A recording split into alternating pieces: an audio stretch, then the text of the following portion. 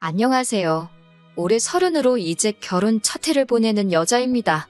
정말 이런 고민할 가치도 없는 일로 골머리 썩은 사람은 이 세상에 아마 저밖에 없을 거예요. 남편은 저보다 2살이 많은 연상입니다. 남편한테는 불우한 과거사가 있었습니다. 어머님 없이 아버님과 둘이 살고 있는 건 연애하면서 알고는 있었는데 자초지종에 대해서는 이야기해준 적이 없어요. 말하기 껄끄러워하는 것 같아서 자세한 부분에 대해서는 제가 먼저 물어본 적이 없어요. 내막을 알게 된다고 해도 제가 남편의 과거 이야기를 가지고 달리 볼 것도 아니고 때가 되면 어련히 저에게 말해줄 거라 믿었거든요. 연애를 한 지 조금 시간이 지나고 결혼 이야기가 본격적으로 오고 가기 시작하면서 그때 저에게 처음 말해줬어요. 아버지랑 단 둘이 살고 있는 이유는 아버님하고 어머님이 이혼을 하셨기 때문이었네요. 별로 어렵게 할 이야기는 아닌 것 같은데 뭘 숨기고 사는가 싶었어요. 그런데 두 분이 이혼하는 과정에서 남편이 어린 마음에 마음고생을 많이 했나 봐요.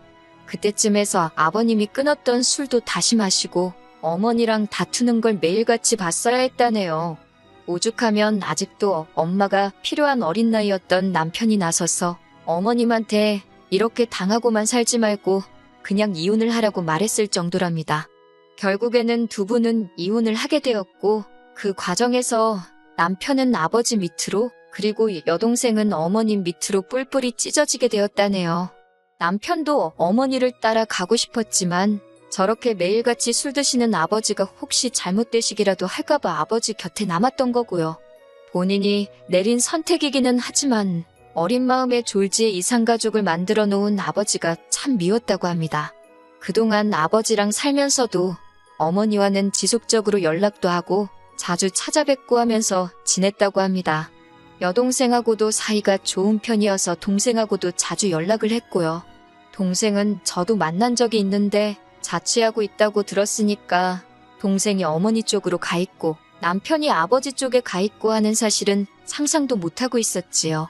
아버님은 이혼하시고 나서는 다시 정신을 차리셔서 얼마 지나고부터는 술도 끊으시고 다시 원래 모습으로 돌아오셨다고 해요. 그래서 남편이 커오면서 딱히 마음고생 시키신 것도 없었고 남편 좋은 대학 보내고 좋은 회사 취직시킬 정도로 열심히 뒷바라지를 해주셨다고 하네요. 하지만 남편은 이렇게 잘해주실 거였으면 왜 술은 다시 마셔서 이혼까지 했어야 했는지 하는 식으로 말하는 거 보니 아버지에 대한 원망이 조금은 남아있는 듯 했습니다. 아버지가 술도 끊으시고 다시 좋은 가장의 모습으로 돌아왔어도 두 분은 다시 합치실 생각이 없었답니다. 남편이 중간에서 엄청 노력했지만 역부족이었다네요. 아무튼 그제서야 저한테 말한 이유는 앞으로 저희가 결혼을 하게 되면 혼주석에는 아버님 혼자 계시게 될 텐데 그래도 괜찮겠냐고 하더라고요. 암만 이혼하셨어도 하나뿐인 자식 결혼식이니 두 분이 다 혼주석을 빛내주신다면 저한테야 더할 나위 없이 좋았었겠지만 그렇게 되지 못한다고 그게 무슨 상관이겠나 싶었습니다. 결혼 이야기가 본격적으로 오고 가고 나서 아버님과 저희 친정부모님 해서 양가 상견례는 이미 마무리가 다 되었던 상황이었습니다. 당시 남편은 아버님과 인사도 끝났으니 어머님이 혼주석에는 계시지 않겠지만 저를 소개하는 게 그림이 맞지 않겠냐며 자리를 한번 만들어도 되겠냐고 허락을 구하더라고요. 이혼하셨다고 해도 여전히 남편의 어머니인 사실은 변함이 없으니 저도 흔쾌히 그러기로 했어요. 남편의 여동생은 저도 몇 번 만났고 혼자 서울에 자취를 하고 있었기 때문에 어머님은 혼자 서울에서 조금 떨어진 지방 중소도시에서 지내고 계셨습니다. 거리도 있고 한동안 코로나로 난리도 아니었으니 남편도 요 근래에는 통 찾아뵌 적이 없었나 봐요. 그 당시에 저에 대한 이야기를 따로 해준 적이 없었는지 어머님은 남편이 저를 결혼할 사람이라고 소개했을 때 많이 놀라는 눈치였습니다. 그리고 소개시킬 거면 미리 말을 해주지 그랬냐며 한마디 하셨어요. 조금 분위기 좋은 식당에서 만날 걸 그랬다고 하시더군요. 저도 남편한테 소개시키러 오는 자리를 어머님한테 미리 말씀도 안 드린 거냐 한마디 했어요. 남편은 너스레를 떨면서 깜짝 놀래켜주고 싶었다고 말하는데 그런 모습을 보아하니 떨어져 지냈다고 해도 남편이 어머님과 이런 장난을 주고받을 정도로 사이가 많이 좋구나 하는 생각이 들었습니다. 솔직히 보기 좋더라고요. 그런데 어머님하고 한참 식사를 하고 있는데 어머님이 이 자리에 한 분이 더 오셔도 되냐고 물어보더라고요. 남편이 누구시냐 물었는데 어머님도 똑같이 너희들 깜짝 놀래켜주고 싶으니 당신도 말을 안 해주겠다고 하셨습니다. 그리고 식당 안으로 어떤 남자분 한 명이 들어오는데 남편 표정이 살짝 굳어지는 걸 느꼈어요. 그리고 그때 사건이 터져버리고 말았네요. 어머님은 그 남자분을 저한테는 시아버지 되실 분이라고 소개를 해주더라고요. 그때 좀 혼란스러웠지요. 헷갈리니까 족보 이상하게 만들지 말고 제대로 정리하고 넘어가자고 말할 수도 없었고요. 자리가 자리였더니만큼 괜히 토달지 않고 그냥 넘어가려 했었어요. 남편이 어떻게 정리를 잘해줬으면 좋았겠는데 남편도 뭔가 평소랑은 사뭇 달라 보이고 말수도 적어지고 반응도 싸늘했거든요. 어머님이 식사도 다 끝났으니 조용한 데로 옮겨서 이야기나 더 나누자고 하시는데 남편이 급한 볼일이 있다고 하면서 자리에서 벌떡 일어났습니다. 돌아오는 길 차 안에서 남편은 전에 없던 표정을 하고 있었어요. 무슨 일이냐고 물어보는데도 생각이 정리가 안 되는지 심각한 표정으로 운전대만 붙잡고 있었습니다. 중간중간 깊은 한숨을 계속해서 내쉬면서요. 서울에 도착하고 나서야 남편은 여동생한테 전화를 했습니다. 어머님, 아버님이 갈라선 것만 알지 자세한 내막은 제가 전혀 모르는 부분이다 보니 함부로 끼어들 수가 없었어요. 그런데 남편은 말 그대로 멘붕이 왔는지 어이없어 하면서 말을 잇지 못하더라고요. 남편은 생각이 정리가 겨우 다 된 건지 그제서야 저한테 입을 열었습니다. 눈가에는 눈물까지 고여서 자기는 이제 어떡하냐고 하면서 제 앞에서 처음 눈물을 보이더라고요. 참 놀라운 이야기였습니다. 아버님하고 어머님이 이혼할 때쯤에서 아버님께서 술 취해서 항상 어머님한테 폭언을 하며 언급하던 사람이 있었답니다. 어머님은 말도 안 되는 소리 하지 말라고 했고 아버님은 항상 술에 취해서 그러고 계셨으니 남편 눈에는 그게 다 아버님께서 어깃장을 부리고 있었다고 믿었던 거예요. 그리고 오늘 그 자리에 저희들한테 소개해준 그 사람이 아버지가 항상 어머니와 싸울 때마다 언급하던 그 사람이라는 거예요. 아버님이 술 마시고 부리는 주사와 의처증 때문에 어머니가 도망갔다고 그렇게 믿어왔는데 그게 아니었던 겁니다. 어머님이 다른 남자를 만나고 있던 게 사실이었고 아버님은 그 사실을 견디기 힘들어 끊었던 술을 입에 다시 대기 시작하셨던 거고요. 그렇다고 술을 이기지 못해 가족들한테까지 피해를 끼친 아버님 잘못이 없어지는 건 아니겠지만 남편이 원망했어야 하는 건 아버님이 아니라 어머니였다는 거죠. 동생은 이미 오래전부터 어머니가 그분을 만나고 있다는 사실을 알고 있었답니다. 자기도 이 꼴 저 꼴 보기 싫어서 독립해서 무작정 서울로 상경한 거라고 하고요. 그 과정에서 아버님한테 도움도 많이 받았다고 하네요. 다 알면서도 남편한테 말 안 해준 건? 아버님이 아들 어미 사랑이 저런데 혹시나 마음의 상처라도 받으면 어떡하냐고 비밀로 해달라고 부탁을 했었다고 하더라고요. 여동생 입장에서도 어머니가 진짜 그 사람을 남편이라고 소개할 거라고는 상상도 못했던 일이기에 그냥 그동안 알면서도 아버님 부탁 때문에 남편에게는 쉬쉬하고 있었던 거라고 합니다. 아버님 또한 아들이 상처받는 게 싫어서 남편한테는 따로 해명을 하지 않았던 거였고요. 심지어 어머님이 저한테 시아버지라고 소개해준 새아저씨는 가정이 또 따로 있는 분이라고 하더라고요. 남편 동생 말로는 이혼만 해주면 어머니랑 살림을 합치실 거라고 했다는데 15년 세월 흐르는 동안 아직도 어머님은 이혼까지 해가며 그 집구석에서 첩대접을 받으며 생활하고 있던 상황이었습니다. 남편이 자기가 아버지를 오해했다며 자기는 어떻게 하는 게 좋겠냐고 하더라고요. 평생을 그렇게 알고 지내왔는데 자초지종을 알게 된 정신적인 충격이 너무 커 보였어요. 그 충격의 크기가 얼마나 큰지 제가 감히 가늠할 수조차 없겠죠. 달리 다른 말은 못하겠고 아버님한테 이제부터라도 잘하면 되는 거라고 했습니다. 아버님이 비밀로 하신 것도 나름의 이유가 있지 않았겠느냐고요. 뒤늦게라도 오해가 풀렸으니 더 다행인 거고 그게 우리 결혼하기 전이라서 더 다행인 거라고 남편을 다독여줬습니다. 남편도 생각했던 것보다 금방 털어내고 일어났어요. 자기가 마음고생한 게 힘들어한다고 없어진 것도 아니고 말이죠. 남편은 남편 나름대로 여기까지 와서 돌이킬 수 없으니 그냥 여태껏 해왔던 만큼 하고 늦게나마 아버님께 더 많은 효도를 하는 걸로 마음 정리를 한 것 같더라고요. 솔직한 마음에 남편이 어머님에게 미련을 두는 것부터가 이해가 가질 않았습니다. 여태껏 해온 만큼 한다는 말이 도무지 이해가 가지를 않았어요. 몇 번이고 아들한테 진실을 말할 기회가 있었는데 그동안 이런 방구도 없다가 정말 말도 안 되는 타이밍에 사실은 당신이 바람핀 게 맞다고 충격 고백을 해버린 거잖아요. 하지만 남편 마음에 내심 어머님이 불편해지기는 한 것 같더라고요. 물어보지는 않았지만 그 뒤로 어머님께 따로 연락을 드리거나 한 적은 없는 것 같았어요. 그런데 어느 날 저한테 어머님으로부터 연락이 오게 되었습니다. 결혼 준비는 잘 되고 있느냐 하는 안부 전화인 줄 알았어요. 혼주석은 아니더라도 하객으로 오시기로 했으니, 그런데 남편이 통 연락이 없으니 결혼식 날짜도 언제인지 모르고 궁금해서 전화했다 하시더라고요. 문제없이 결혼 준비도 잘 되고 있고 날짜는 아직 안 잡혔으니 잡히자마자 바로 알려드리겠다 대답했습니다. 그런데 어머님이 다짜고짜 저한테 그러는 게 아니라고 하더라고요. 결혼이라는 게 일륜지대사인데 시어머니인 자기가 상황을 속속들이 알고 있어야 한다면서요. 그렇게 잔소리가 이어지다가 결국 저한테 전화한 본론을 꺼내시더군요. 예단은 어떻게 하기로 했냐고 물으시는 거예요. 저는 그 말을 듣고 순간 흠칫했습니다. 다른 남자랑 새살림 차려서 이혼하신 시어머니한테 예단까지 하는 게 맞나 싶었거든요. 제가 말을 잇지 못하고 있으니 자기가 큰 거 바라는 게 아니고 지금 살고 계시는 집이 많이 낡았으니 도배랑 장판이며 간단한 리모델링 정도만 해주면 된다고 하시면서 자기가 견적도 다 받아놨다고 자기 계좌로 500만 원만 보내주면 된다고 하시는 거예요.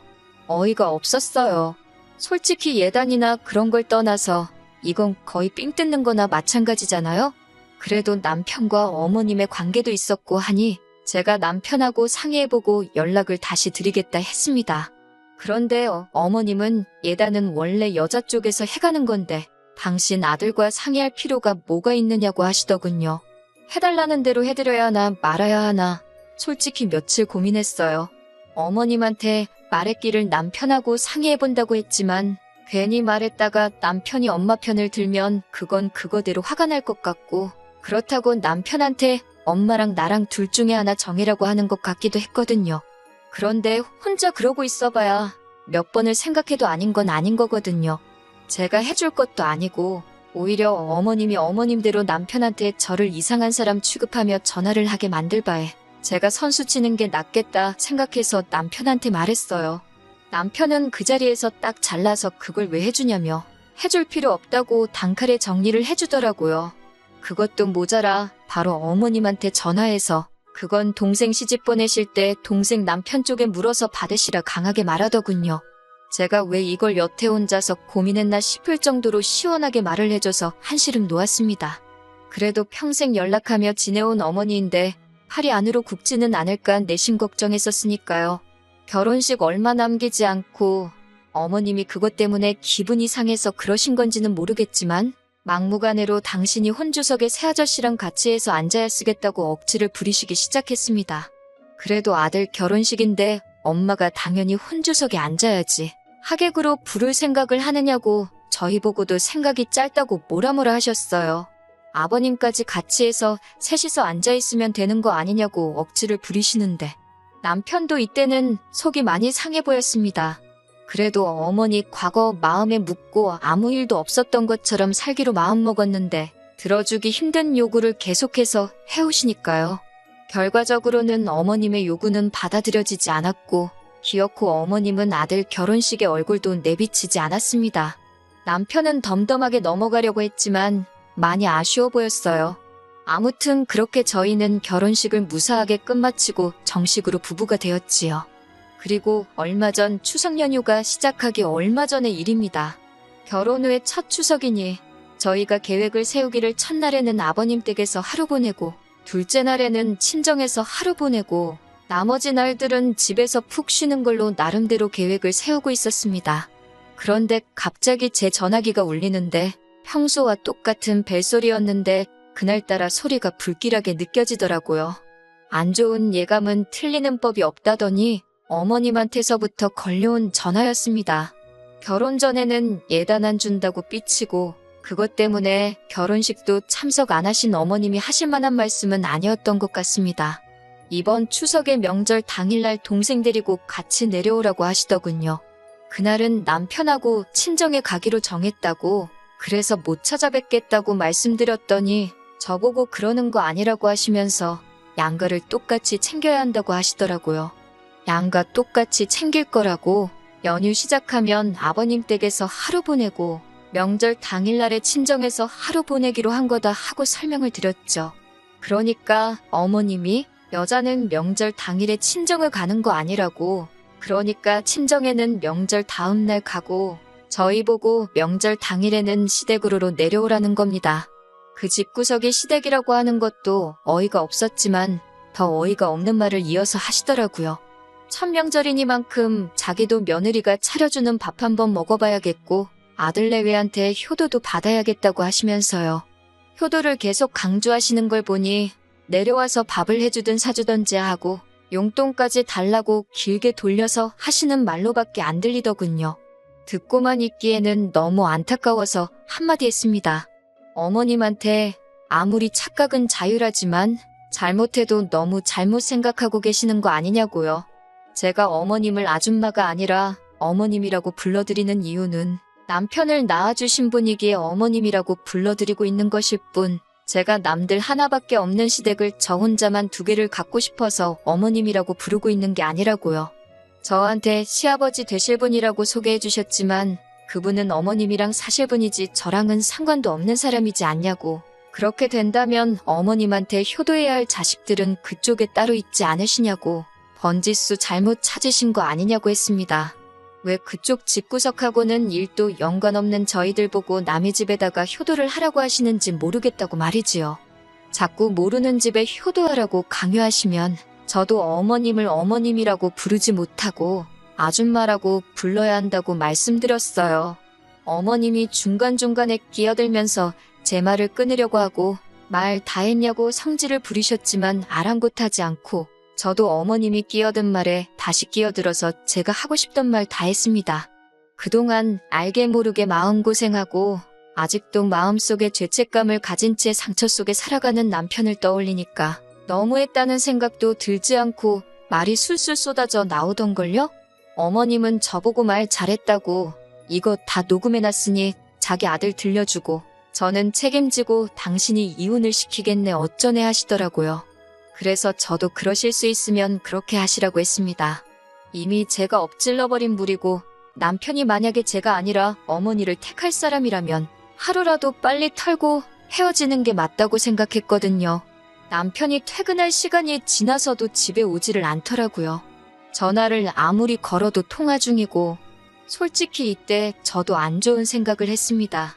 어머니랑 뭔 이야기를 저렇게 오래 하길래 아직도 통화 중이고 집에도 들어올 생각을 안 하는지 걱정이 돼서 지하주차장 쪽으로 내려가니 남편이 차 안에서 통화를 하고 있더라고요. 얼마나 통화에 열중했는지 제가 근처를 지나가는데도 보지 못하고 무슨 이야기를 했는지 모르지만 제가 차 근처에 갔을 때는 통화가 마무리되고 있는 상황이었습니다. 남편은 화가 많이 나 보였고 차 밖에도 소리가 새어나올 정도로 큰 목소리로 전화를 하고 있었네요. 어머니 때문에 자기가 아버지와 평생 오해도 풀지 못할 뻔했고 동생도 저한테 비밀을 가진 채 살아갈 뻔했다고. 그런데 이제는 그걸로 모자라서 전화해서 한다는 말이 평생 함께하기로 약속한 아내하고 이혼하라고 하시냐고. 그럴 일은 죽었다 깨나도 없을 거고 어머니가 나를 아들로서 전화하는 것도 오늘이 마지막이고 자기 볼 일도 2번 다시는 없을 거라 말하고 전화를 끊더군요. 그리고 마음 정리가 안 되는지 분이 안 풀리는 건지 차 운전대에 기대서 한참 고개를 숙이고 있었습니다. 한참을 혼자 내버려뒀다가 너무 오래 걸리길래 유리창을 톡톡 노크해줬네요. 남편은 화들짝 놀라서는 차 밖으로 나오더군요. 그러면서 저한테 사과를 해왔습니다.